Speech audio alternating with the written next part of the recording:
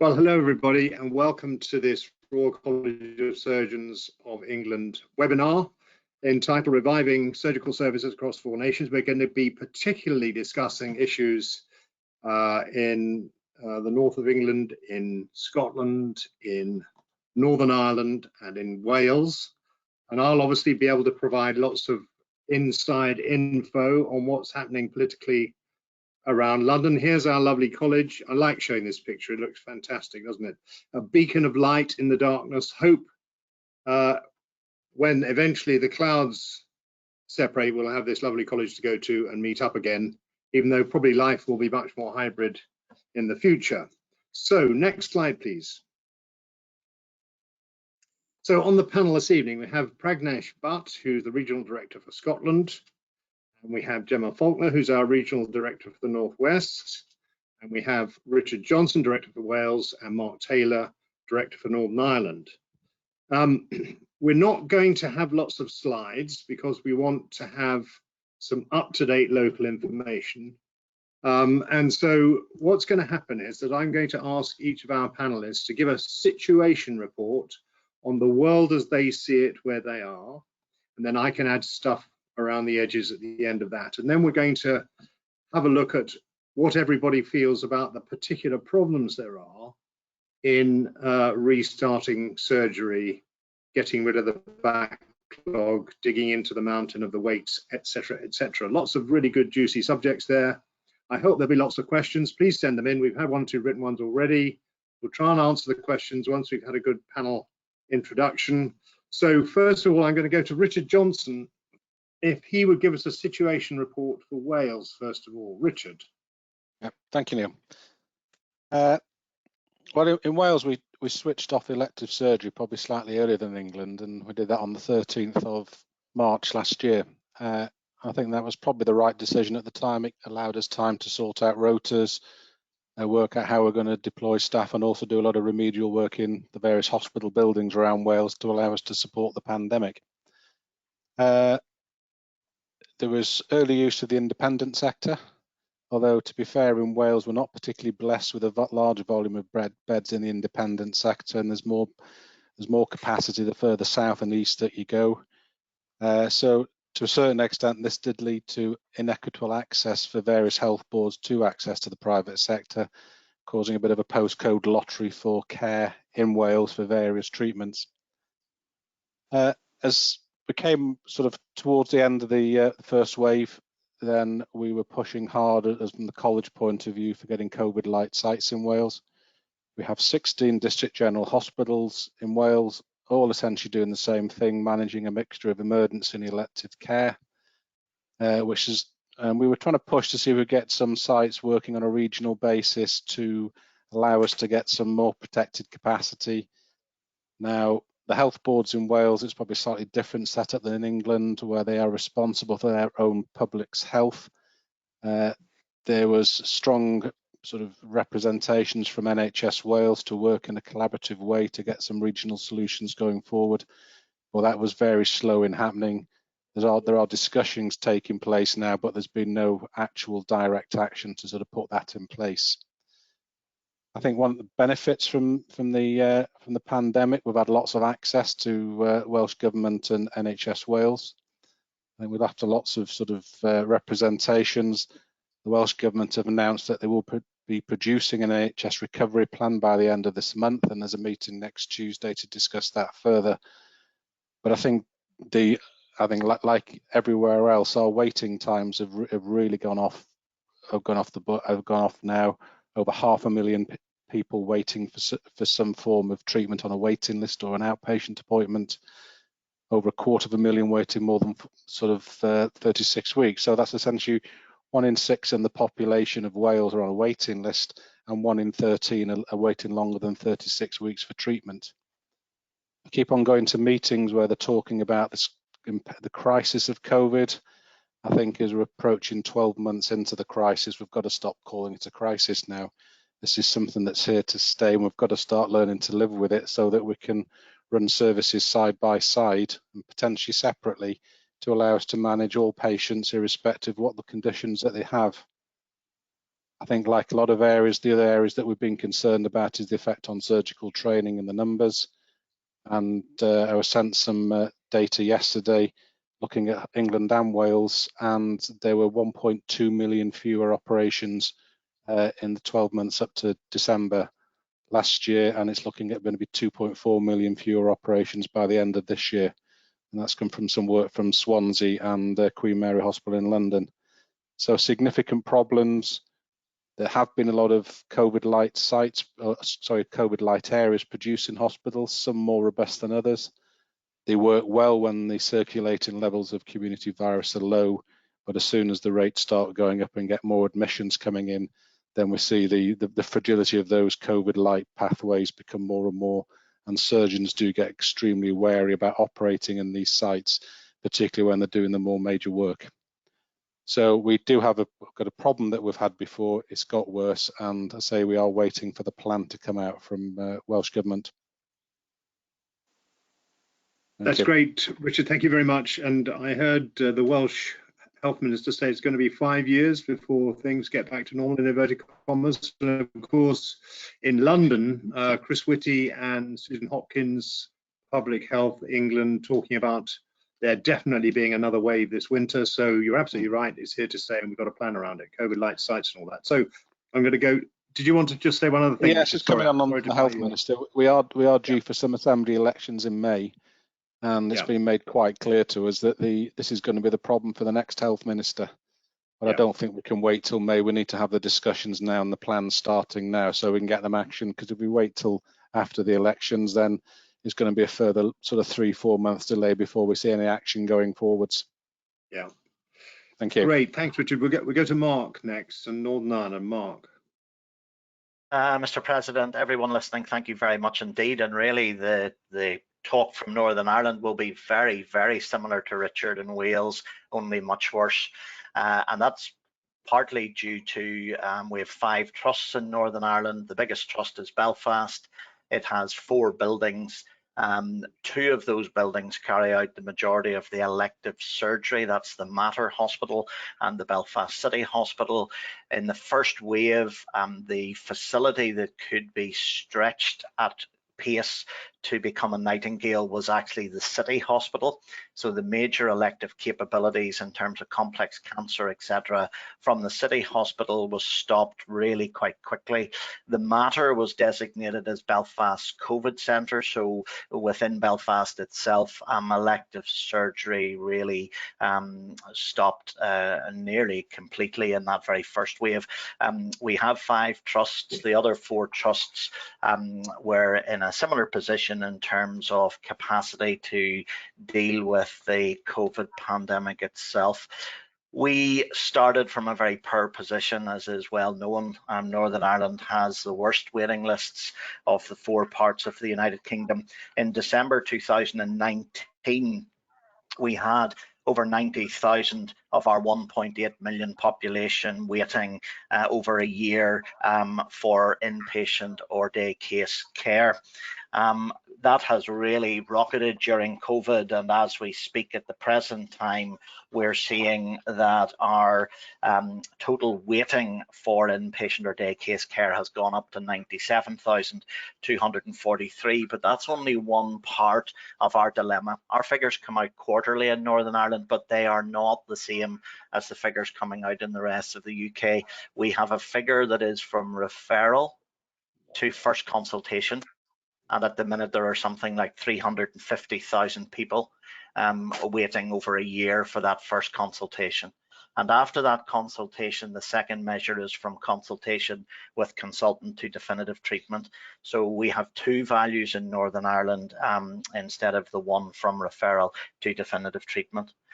During the lull after the first wave, similar to Richard, we tried to restore as much surgery as possible, but the difficulty for us is workforce. We have a very depleted nursing workforce, so the same nurses that were redeployed to the Nightingale and to the critical care units were actually our theatre nurses that had to be taken back out to be used for the recovery of surgery. And then when we came into the second stroke third wave, those same nurses were taken back to the pods to carry out with COVID, and again, surgery was diminished. Some of the positives throughout this, one of them has been the 5 trusts, which maybe in the past worked in silo mentality, have never worked as closely together. And so the 5 trusts have worked together with a ministerial announcement brought out during the 3rd wave that there is now a regional prioritization. So every Monday, the 5 trusts come together and all P2s are looked at and all P2s are prioritized. And in fact, we subcategorized P2 to P2A, B, C, and D.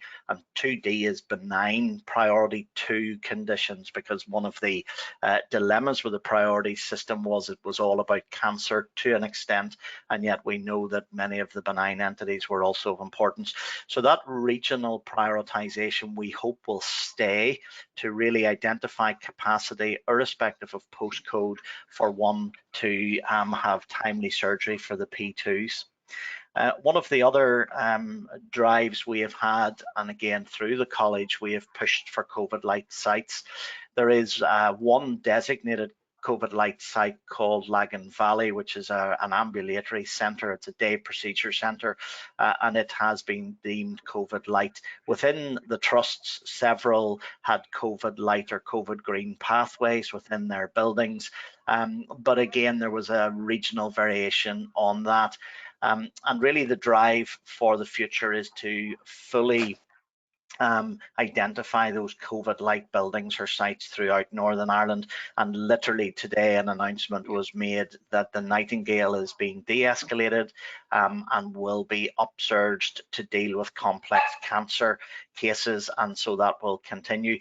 Similar to Richard, our independent sector over the last year provided an additional 4,450 cases of NHS patients, but we have a dilemma. The 3 independent sector providers in Northern Ireland do not have critical care, and therefore the work that could be transferred into those centres was the lesser complex cancer work.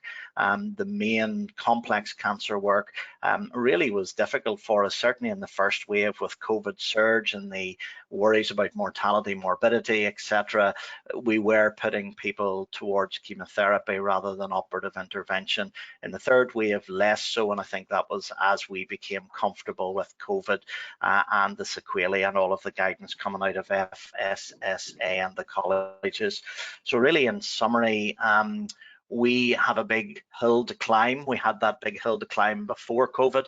It's much steeper after COVID, and I have no doubt that webinars such as this and us all working as the 4 nations together to try and come up with the strategies is the way forward. And I applaud the President and the College for taking the lead at the very heart of government on this. Thank you. Thank you very much. Interestingly, in NHS England, in the English jurisdiction, there'll be this rollout of independent or integrated care systems, rather, ICS, which is just really what you're saying, Mark, about all the trusts working together instead of in competition. So this is going to be the future, I'm quite sure. Some other issues there we'll bring back when we talk about how to, if you like, make a dent in the problem. So next, Pragnesh, please. I know we had a meeting the other evening with the English college members in Scotland, a very special band. I guess you don't have the same interaction with government that the Edinburgh College does, Pragnesh. But anyway, speak away. Tell us what's been happening in Scotland. Thank you, Mr. President, and all the fellow delegates, surgeons attending this webinar. Of course, in some respect, we have mirror image of Wales and Northern Ireland. But on the other hand, we are unique that we have very wide geographical area and some of the unique challenges of remote and rural locations, including Orkney and Shetland Islands. We have total 22 health boards and 30 health and social care partnerships. And most of the changes that took place are similar to Northern Ireland and Wales. Most of the independent private sectors were taken over by the NHS for urgent cancer-related works. The capacity to deal with surgical load definitely went down. It varied among various specialties. For example, orthopedics and trauma were relatively less affected because of the type of work. Similarly, we as neurosurgeons were also less affected due to most work being non-elective. But people in other specialties where more work is elective, like plastic surgery, maxillofacial, and ENT, were more severely affected. Taking the work away from NHS to private sector did lead to its own challenges of adverse effect on the training. However, that have been compensated largely by various webinars, and some of the feedback we have received from trainees is a positive as against their surgical training, which has been affected. There have been lots of studies carried out about the impact of COVID in Scotland. One of noteworthy is Breathe, how this has affected. This is taken care by an Usher Institute in Edinburgh. We have done very well for the well-being of the staff, and I will mention something at the end, but most of the hospitals had a very good support system, a walk-in clinic run by a clinical psychologist, and at some places it was run from early morning to late night, so at least 2 shifts, if not more, and that has taken care of staff and well-being. The other main effect, as far as I am concerned, in Aberdeen was that our intensive care unit is one of the recognized ECMO center in the whole country, and therefore we attracted many seriously ill patients with COVID in the respiratory failure group, not only from Scotland but across the UK, and that adversely affected because there was a part of ITU used by cardiac surgeon as a cardiac ITU, and that had to be shifted to recovery area. Some of the recovery space was taken away. So this was a unique challenge that we faced. On the positive side, on outpatient clinic, we have done very well because even before COVID, Scotland and the Northeast, we used to run virtual clinics and video clinics, and we are one of the strongest health board as far as telehealth is concerned. So that was a positive point, that we could see, in fact, more patients I have seen than I would have seen before COVID era. So these are some of the things, and the thing I was mentioning about staff and well-being, as a token of appreciation, all the Scottish health care workers have received £500 extra payment, which is least to mention. But on the other side, the lockdown timings and the lockdown strictness, as you know, has varied definitely from downside border to in Scottish area, but among Scotland also, again due to the wide geographical location and due to the differential rate of COVID cases. For example, we were in grade 4 zone when Orkney and Shetland were not at all in lockdown. So these are some of the unique challenges, but they are no different in great way than in Northern Ireland or in Wales. Thank you. Thank you very much, Pragnesh. Dear old Nicola, buying boats from the doctors and the nurses with 500 quids each. I don't know. I'm sure. Can't believe it. So I'm going to introduce Miss Gemma Faulkner. So Gemma was a bit nervous because she's never done one of these before, but you're very welcome, Gemma. And the college has often been seen to be, again, it's perception. I'm sure in our heart we're not really, but it's perceived to be London-centric. And obviously the buildings in London, we can't get around that. But anyway, you're very welcome. Please do tell us what's been happening in the Northwest. Good evening. Thank you for inviting me to be part of the panel this evening. In Greater Manchester and Mersey, we've obviously been severely affected by COVID. At times, we've had the highest numbers of cases in the country. Our population in Greater Manchester has been in Tier 4 for most of the year, unfortunately. So obviously, as is the case with the other regions, our elective activity has reduced. Our diagnostic services also paused, but we were able to get, for example, endoscopy up and running again fairly early in May, which was a positive. Our P2 activity across most specialties has been able to continue. As was previously mentioned, ENT, elective orthopedics, and oral and maxillofacial surgery have been particularly hard hit. We have been able to use the independent sector to support P2 activity, but we've actually also used it between waves for P3 and P4 activity using NHS resilience lists. Now, as of December, those lists have stopped, and changes in the commissioning of those lists mean that this work is predominantly going to be given over to the private sector, which has caused some concerns within our region, particularly with regards to the impact on training and possible issues with quality. I'm sure we'll be talking about the independent sector again shortly. In the region, we have had access to a cancer hub at the Christie Hospital in central Manchester, which is obviously a relatively COVID light site. We have actually not needed to use that extensively, and most trusts have been able to continue their P2 activity. Each trust has also had a P2 prioritisation multi-specialty committee set up in order to help to allocate theatre resources if it got to a point where different specialties would need to compete to provide cancer surgery. Again, that hasn't been necessary throughout the region. And we do have super green sites, NHS sites throughout the region, which are mostly still in development, but will obviously give us access to NHS COVID light sites rather than having to rely entirely on the independent sector. There has obviously been a huge impact on training, and I would say that that's been more of an impact on the core level trainees than the registrar level trainees. We've seen a reduction in logbook numbers of around 25 to 50%, but the trainees also report that most training posts are maximising training opportunities, which is positive. In terms of other positives, there is activity continuing, and looking at my own hospital, although we have around over 600,000 people waiting for procedures in the Northwest as of November of last year, that will have obviously increased more. Looking at my own hospital's 18-week targets, we're around 60%. Now that's obviously a lot lower than we're aiming for, but it does show that activity has been happening in the last year. I've been impressed with the access that we've had to the first dose vaccination as staff, but also for our patients, particularly patients preparing for major cancer surgery. We're able to get them the first dose of the vaccine. And another positive is that we've had real engagement from the trainees in research activity, particularly collaborative projects and COVID studies.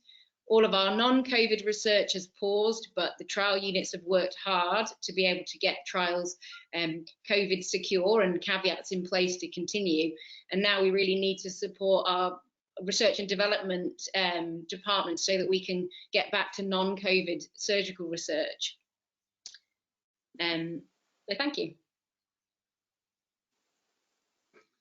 I'm unmuted. That's really great, Gemma. Thank you very much. So I'm just going to add to that by saying that in the background, at government level, the discussions I've been involved in are around a fresh look at P4s and whether they can be subclassified. Interesting idea. Which of the P4s really need to be done sooner than later? Should it just be like a cab rank and people be taken off in their order of original listing? Or is there somewhere fairly deciding who needs to be done sooner rather than later? That's the first one. The second one is modelling demand. The most recent modelling suggests that there is a pent-up demand, which will be a major issue around management in the next 6 months or so. Gemma and a number of you have mentioned the independent sector. There is a new arrangement in the English jurisdiction in process at the moment of the management of the independent sector, which we can maybe talk about in detail. But I think the overarching theme is that we're going to see what the NHS managers call system rather than individual trust organisation of care. And that's going to be stopping the, if you like, the competition between individual trusts, make it easier for bigger regions to come up with plans across their region for the management of different kinds of care, to make it easier perhaps for there to be COVID light sites, for there to be hubs. You're going to hear a lot about HVLC, high volume, low complexity. There are going to be areas specifically set aside for that kind of surgery. And you're also going to hear, I think, more about how you cope with maybe a second wave in the winter, or third wave, or a fifth wave, or whatever we're going to call it, at the same time as trying to restore surgery. So I'm going to come back to each of the speakers again and ask, just very briefly, what do you think is the major block to getting surgery going again? And I'll ask you each one by one. So in the same order, Richard, first of all. So I think there's several reasons. I think one is the redeployment of staff and trying to get them back in, which is reducing the theatre capacity we have available.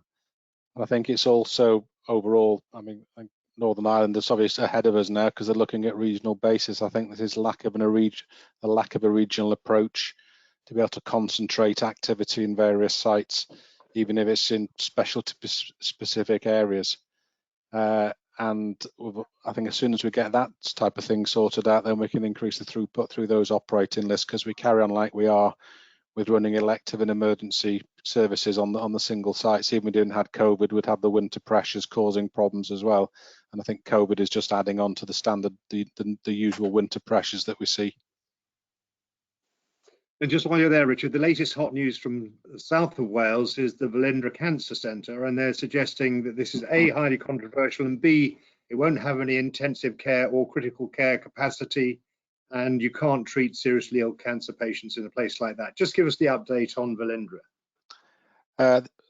Well, the plans have gone through. There's been a lot of clinical concern about having a separate cancer centre away from a main hospital site, and it was felt that from a lot of clinicians that the cancer site should be based in probably University Hospital Wales with access to ITU and immediate emergency care. There was also an issue about the environmental place it was going to be built. The new centre is going to be built as well. So there's still a lot of opposition, though I gather, as you say, that the plans have been approved to go through and have have a standalone unit as it always has been. But I think there are serious concerns from a clinical perspective. Okay, keep us posted on that. Mark, the major blocks. I think similar to Richard, Neil, the first major block for us is the redeployed staff and the deficiency in theatre staff. If we look at Musgrave Park, which is one of the biggest elective orthopaedic centres, I think, in the UK, 9 theatres at present working in 1, if not 2, and most of their theatre staff were redeployed to the Nightingale, and that's had a major impact. So I think the redeployment of staff, the fact that the same staff are probably quite fatigued, and there is a recognition that they do need some rest before the resurgence of the surgery. The second issue is that the regionalisation is still in its infancy, but I'm not sure that our independent providers are going to give us the same capacity as we had in the first couple of months. So I think we're going to find a reduced independent capacity, and therefore an even greater need to really try and ramp up. The word that we're using at the minute is agility. We had agility switching everything off and setting up Nightingale, and that same energy and focus needs now to be used to restart surgery. So the same emphasis that was put into the COVID pandemic management being used for surgery. Okay, that's great. And Pragnesh, the major blocks. Theatre capacity, which is affected by lack of anesthesia staff enough, because some of them have been taken away to the intensive care high dependency areas. Recovery area has been reduced for the sake of cardiac intensive care unit part. So, and of course some staff are also shielding, so there is overall less staff in already jeopardized area with recruitment and retention challenges even before COVID, made worse by the COVID. And as I mentioned, ECMO center doesn't help, because that means our intensive care unit and intensivists and anesthesiologists are remaining extremely busy. So similar. Yeah. And then Gemma, Mrs. Gemma Faulkner. Gemma. Yeah, I would echo what's been said previously, exactly the same thing. The use of theatre, recovery, anaesthetic, critical care staff. The senior surgical workforce in our region hasn't been redeployed at any point.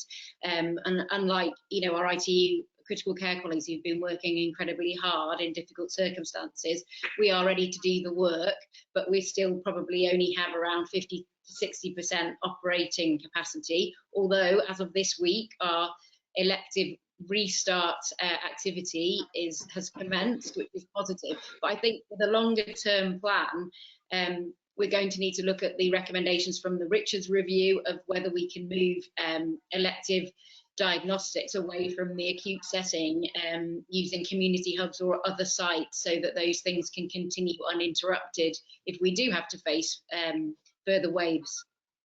Yeah. Neil, can I just come?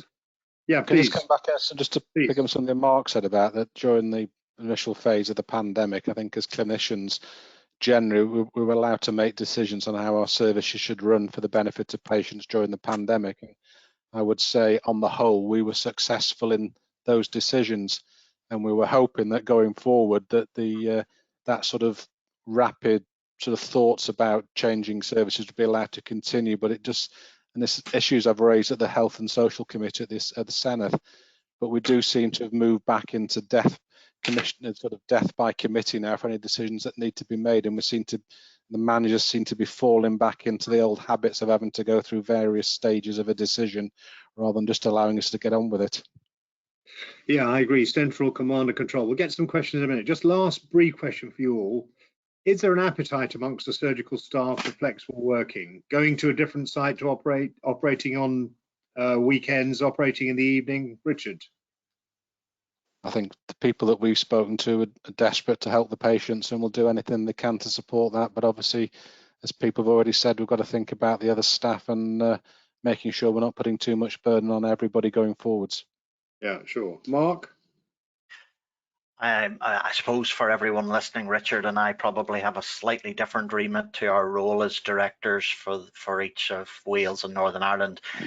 Certainly we have much greater engagement directly with the Minister and the health committees. We presented to the health committee today and met the Minister 6 weeks ago and meet him every 6 weeks. And the reason I say that is that there is an absolute appetite from our surgical fraternity in Northern Ireland to travel, to be flexible, to really go wherever there is capacity. And that has been encouraging to our minister, who when he first took up post was told, you will never get surgeons to leave their base, you will never get surgeons to move from one hospital to another. And COVID has taught us one thing, that actually our patients are willing to travel, and therefore we should also be willing to travel where there is capacity. So very much so in Northern Ireland. Yeah, that's a great message. Pragnesh? Thank you very much. I echo the similar sentiments. I think one of the positive aspects of COVID, as I always look for positive in every catastrophic situation, is that we have worked closer with our colleagues across the board, including management and hierarchy, and therefore we have explored every possibility, and there is a willingness from surgical workforce to go over and beyond the normal. Of course, the political discussions are happening with other colleges and Holyrood, but my understanding is that surgeons are willing to go extra mile. You need to get a seat on that board, Pragnesh. There's no reason why Royal College of Surgeons of England shouldn't be too. Gemma? Yeah, I agree. I think as surgeons, we're all desperate to get back to doing the bit of our job that we love the most and the bit that we know helps the patients the most. We really want to get back to operating. I was involved with NHS resilience lists carried out in the independent sector, and there is bureaucratic challenges there, but they're not insurmountable. I do think that the members in our region have raised some concerns about having to work job plans that are perhaps very different from what they're used to, in terms of the effect possibly on work-life balance if we move towards 7-day working. And people are concerned about fatigue and burnout, but overall I think we're just really keen to being able to get back to operating and treating people. Yeah, so amongst the various people I talk to, I have a regular meeting with the medical director of London big city, loads of people, all the rest of it. He says, give yourselves a big pat on the back. The surgeons have been brilliant during the last 12 months. Well done, everybody. So Jane, we're going to answer some of the questions now, if we may. Have you got a question for us, please? We've got lots and lots of questions, so many questions and comments, and a lot of agreeing with everything that's being said, that the problems are clearly similar across the UK. I'm going to start with something that we haven't really touched on yet, and I will if I can find it. Questions regarding treating vaccinated patients. So has there people got any experience or local guidelines on treating patients who've had their first dose of vaccination but not their second? And is there any sort of agreed guidelines on how long we should be waiting after people have had vaccinations to consider them lower risk, I would say, for COVID, because as we're aware that it's not a guarantee. Okay, we'll go in reverse order. Gemma, would you like to answer that? What's your experience of vaccinating at-risk patients? Yes, I have had experience of operating on patients who've recently received the vaccine. It's difficult because at the moment, the majority of my surgery is bowel cancer surgery, and there isn't always an awful lot of time between listing a patient for surgery and carrying out their operation. On the whole, we've been working on the basis that a patient can have the vaccine around a week before their surgery, and that's mainly because we were wanting to avoid any side effects of the vaccine, sort of muddying the waters, temperatures, things that might actually then defer their surgery. But we've been encouraging patients to get the vaccine, and we are also able to identify patients that we would like to have the vaccine before surgery, the first dose. Yeah, that's great. Has anybody else got to add anything to that about vaccination? I was just going to say the college is just about to signpost a paper jointly produced with the Royal College of Anaesthetists over the safe time after a COVID attack, in inverted commas, or an episode of COVID illness, and everybody agrees it's around 7 weeks. So don't operate any shorter than 7 weeks after the patient's episode of COVID, after they've recovered. Of course, recovery is sometimes very long in some patients, but that's the guideline from the recent data. Yes, Jane, next question, thanks. I'm going to unmute. We're up to week 52. You'd think I'd have learnt, but not. So again, we've had a few people sort of commenting about how they personally are treating vaccinated patients. Moving on to some slightly different topics. We've, in the theme of using COVID light sites and people traveling for surgery, we've had a question which is alluding to cross-infection risks. So we know that many of our hospitals have been the best way of acquiring COVID, and I have personally, the questioner, not me, has personally lost a close relative in that way. How can we overcome that? And is it likely that COVID will, given that it is likely that COVID will be with us for some time? Sorry. Yeah, we'll go to Mark. Moving patients around, Mark. Is it a good idea? Does it make the COVID problem worse? What's the solution? Well, first of all, I'm very sorry to hear that questioner has lost a loved one in those circumstances. I think it comes back to the COVID light and the rigor of which we try to resume surgery. So for us, and I suppose looking at our independent sector facilities, which would be the COVID light sites, people are coming from all over, but again, they are shielding, they are being tested, the staff are being regularly tested. If there is any symptoms or indeed test positivity, then that surgery is not taken forward. Members of staff are sent home immediately should they feel symptoms. And I suppose all of the mitigation is used to try and reduce the risk. My concern about COVID light pathways within bigger buildings where there is also COVID is risk of cross-contamination. So I'm actually probably more concerned about dual functioning hospital buildings than I would be patients travelling around to protected COVID light sites. But I think it's a very good question. It's a concerning question. In Northern Ireland, we have not. We have had hospital increase of COVID, of course, but we have not necessarily had to stop activity in a COVID light site because of infection. Anybody else got any comments on that particular issue, Richard or Pragnesh? Yeah, Richard? I would say that knowing not our NHS buildings are like in Wales, they are not designed to control a pandemic with patients coming in. I mean, the environment is just poor ventilation, poor bed spacing. So I think take Mark's point that you can try and separate things as much as possible in buildings, but once things start kicking off with another wave, then that's almost impossible to do. Yeah, in an ideal world, you want a completely separate building and a completely separate group of staff who don't mix with anybody else. Pragnesh, anything to add to that? No, you're happy? Yep. Thank you very much. We'll No, nothing more to add. Most of the points have been covered. Thank you. Yeah, okay. Jane, another question, please. They're coming through thick and fast. So if we don't get to anybody's question, my apologies. We're going to try and cover off as many sort of broad topics as we can. So we've got a question about training in the independent sector. So the college and BOA are supporting the no training today, no surgeons tomorrow ideals. But how do we counter that with the time is money and ensure that training is going to be going on in all NHS settings, including operations being undertaken in the independent sector? So we're going to go to Gemma for that one, please. Yeah, I mean, this is a real concern because in terms of the elective work that's going to be carried out in the independent sector, this is really cases that are absolutely ideal for trainees. We're talking about ASA1 and ASA2 cases, day case type surgery.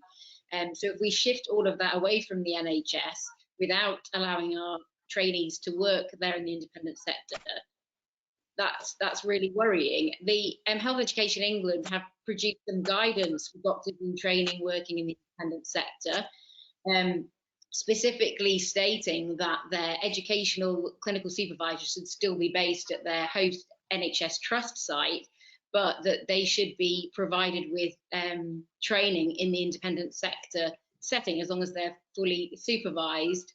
And I think that we're actually, if this is going to go ahead, that this type of work will be taken over by the private sector. We're absolutely going to have to push for that to happen, and for all lists that take place there that are suitable for trainees to be able to go to them. And I think that we're going to have to try really, really hard to maintain that. At the end of the day, the Health Education in England are paying for training for these doctors, so they're providing service, but some of their salary is being provided. Now the independent sector, are not having to contribute to that, but I think it's absolutely vital that we stand really firm on this point, and that locally we make sure that this is all set up at the onset, so that our trainees can get these opportunities.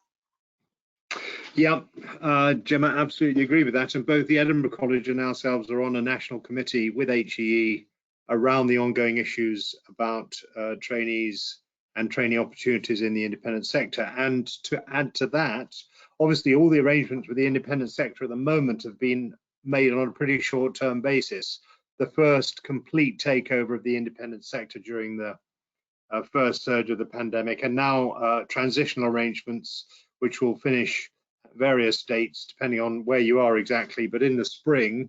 And ongoing from that, there are discussions behind the scenes about a 3 or 4 year arrangement with the independent sector so that it can be properly planned, and at the heart of that are arrangements around training opportunities in the independent sector. I think one of the things we have to dispel is the notion that if a trainee is involved in an operation in the independent sector, it's going to take twice as long, which is absolute rubbish, isn't it?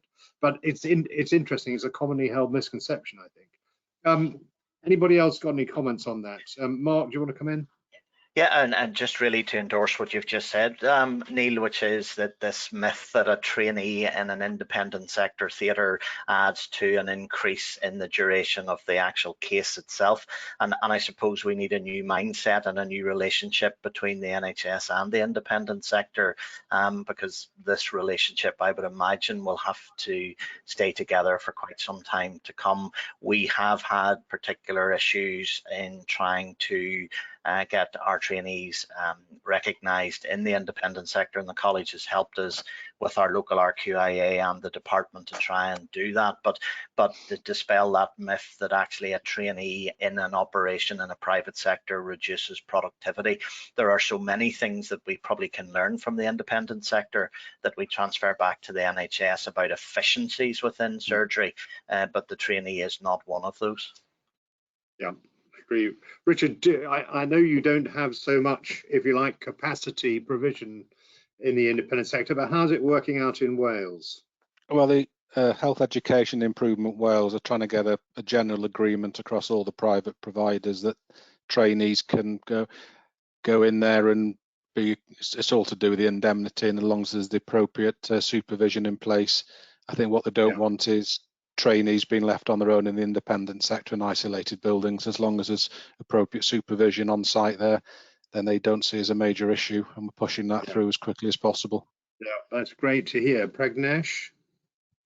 I echo what Mark was saying, that actually we need to learn from the independent sector about efficiency and quick turnover.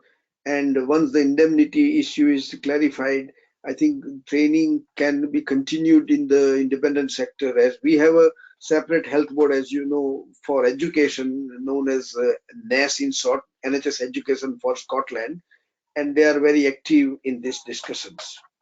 Thank you. Well, that's all very encouraging. There have been some early problems, and I'm sure still in in various locations around the country, independent sector provision is tricky to access for juniors or trainees, but I get the impression is we're getting there, which is terrific. And I think, as everybody says, if we're going to have a 4 or 5 year plan for the backlog, it's got to include the independent sector and it's got to include trainees. Jane, next question, please.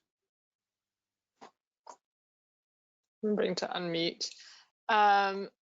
So we've got a few questions regarding waiting lists in general, which I'm going to try and sort of incorporate as much as I can. So my apologies for anyone asking the questions if I get this wrong.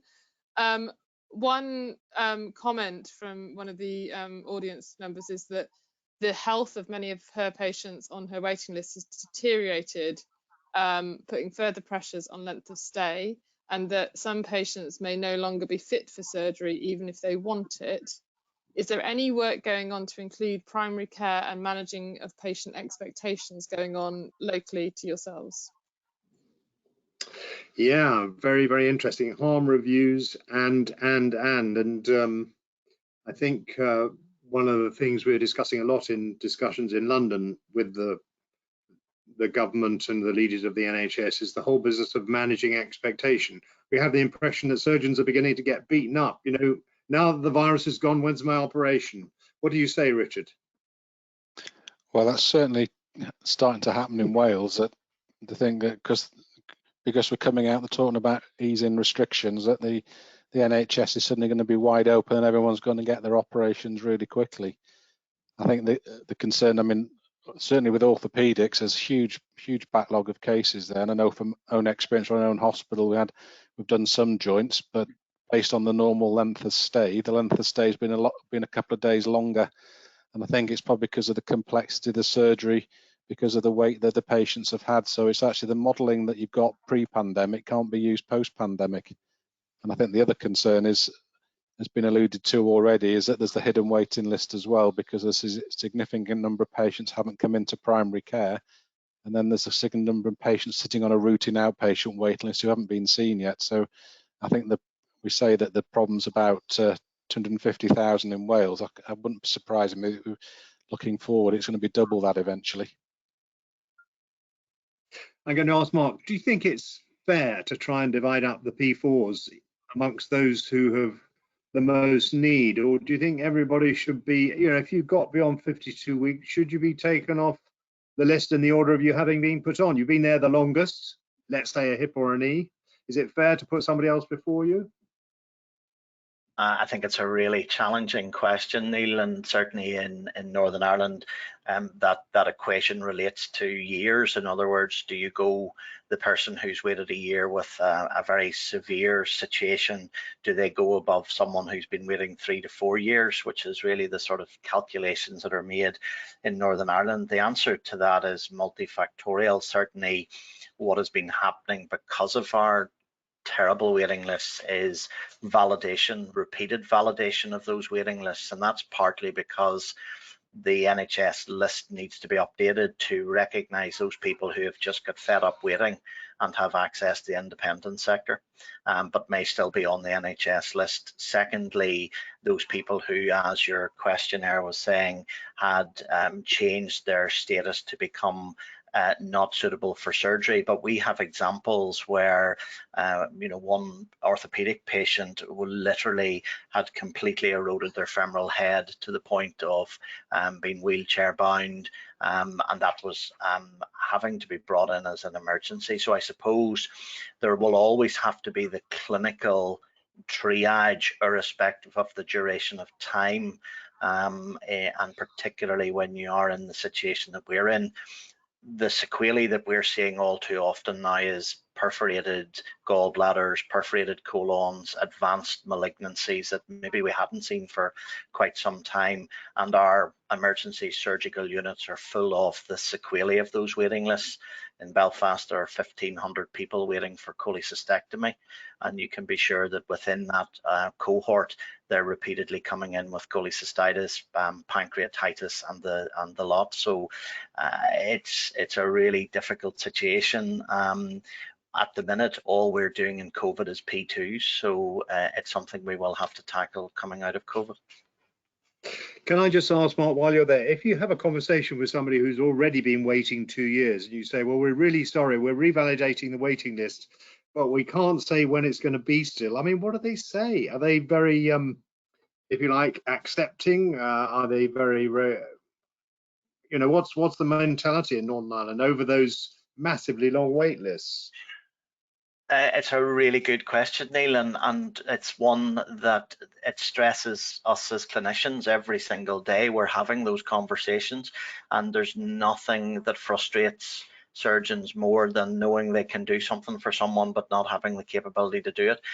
It is an extraordinary situation in Northern Ireland, and I do not know if it relates to the Troubles, in the sense that we now have a peaceful society and maybe our public are very tolerant, because they certainly in the majority of cases do not seem to complain to the level that one would anticipate they would complain to. They are very gracious, the majority of them. The one thing that our census from 2016, and obviously we will see again in this most recent census, was that the public said we will travel anywhere as long as to see the right person in the right place, but most importantly in the right time. So I think there is a degree of acceptance of the situation. The worry for us all is that it has created a two-tier system, in that those who have funding go to the private sector and those who don't have to wait, and that's probably the most heartbreaking situation of all. Yeah.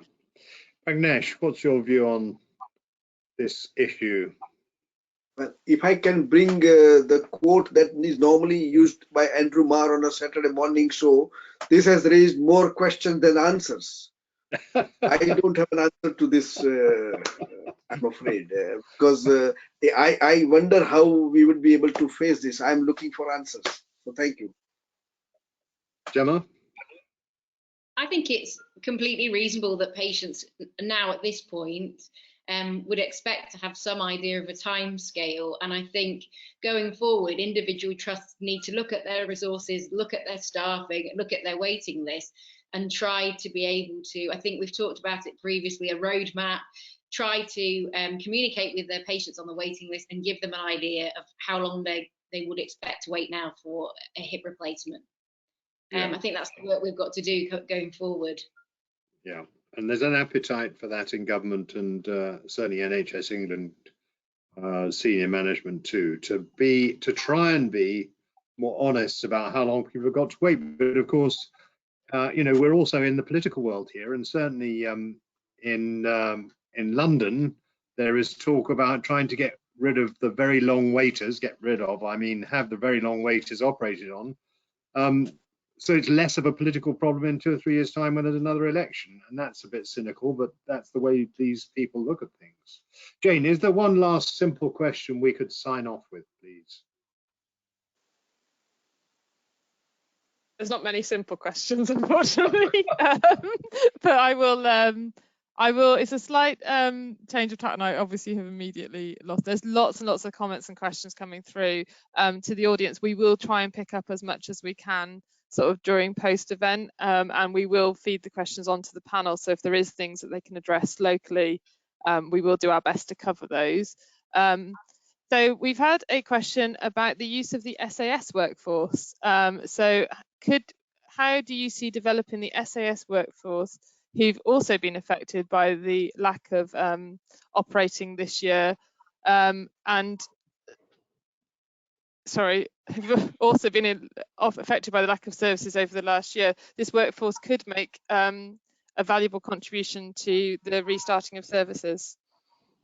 Yeah, absolutely, and we want to try and come up with, you know, a better deal for the SAS workforce. 1/3 of the surgical workforce, I understand. Richard, any views on the SAS group, please? Well, I think we should be using all staff groups to sort of help us support the thing, and we've got some very experienced SAS doctors who were there who would be able to sort of help us get out of this crisis that we're in from the waiting times point of view. So no doubt whatsoever, they're an entirely important part of our workforce. All hands to the pump, Mark. I would agree with Richard, and I would extend that to not only our SAS doctors, who are valuable in terms of performance, but also looking at other associate specialists, looking at other allied health professionals, and actually the role of physician associates, because we have a workforce issue with our nurses. So the role of physician associates, AHPs, and actually going right back to the very number of nurses required in an operating theatre. I know that seems very basic, but actually looking at all that we currently have in terms of trying to maximise. And I suppose the final thing, which will come as a shock to everyone, is actually have surgeons in an operating theatre more than once per week. I think that would be very handy. I completely agree. Surgical care practitioners, we're calling them in the college, and there are some people coming up with what they call surgery light. You don't need 5 nurses in the theatre. You can do with 1 in certain situations with local anaesthesia and so on. Pragnesh, anything to add? Yeah, I think they are very valuable. I have positive bias for this particular group of surgeons. They are unsung heroes, and I heard in the last meeting we had last Friday that there is going to be a special promotion for some SAS senior doctors. So I think that can be combined with some more opportunities for them to operate and not only operate but train as well junior workforce. So I think they could be optimally put to good use. So they should be recognized. Gemma, you're going to get the last word. Yeah, I agree completely about the SAS doctors, and also about training of the extended members of the surgical team, because again, that's going to help with the impact on our trainees if we can have surgical care practitioners supporting perhaps with on-call presentations so trainees can get to theatre, that kind of thing. Okay, thank you all very much. We're going to stop there. I know there are many questions that haven't been answered, but we've had a great discussion. The thing about the COVID crisis is that we've come to realize that we need to learn from each other and we need to collaborate. So these kinds of discussions are really, really helpful, both for the panelists and I hope for all you here listening at home and wherever you are at work, maybe in the evening. Thank you all very much for joining us. The last slide up on the screen there is our confidential support and advice service. I guess we recognised in the English College that we didn't do this quite as well as we should. So this confidential advice line is available 24/7, and please do use it if you can't find anybody else to have a chat to about your problems. We really want to be available to help. So with that, I'll once more thank on your behalf all of our panelists, Ms. Gemma Faulkner, Pragnesh Bhatt, Mark Taylor, Richard Johnson, and Jane and the team behind the scenes. Big thank you, everybody. And we look forward to seeing you again, kind of seeing you anyway, at our next webinar. Thanks and good night. Good night. Thank you.